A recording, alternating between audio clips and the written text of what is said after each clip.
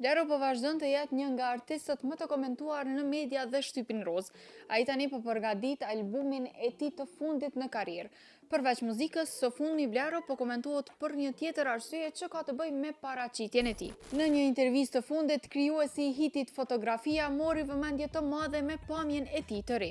Ai shihet të ketë bërë ndërhyrje estetike në fytyrë, konkretisht në zonën e mollzave.